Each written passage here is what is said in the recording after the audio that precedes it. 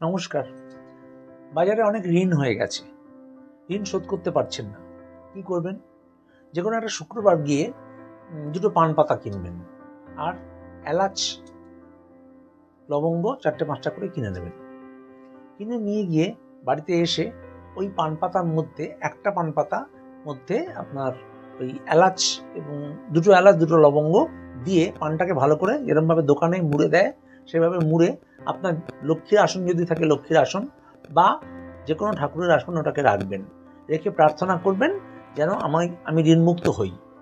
আরেকটা পানের মধ্যে আবার দুটো ওই আপনার ওই লবঙ্গ এবং এলাচ দিয়ে আপনি ওই রকম পান যেরকমভাবে বানায় দোকানে বানিয়ে নিজে খেয়ে নেবেন। সেই সময়ও নিজের ঋণ মুক্তির কথা জানাবেন। এরকম আপনি প্রত্যেক মাসে একটা করে করতে থাকুন। আশা করি খুব শীঘ্রই আপনার ঋণ মুক্তি হবে। নমস্কার।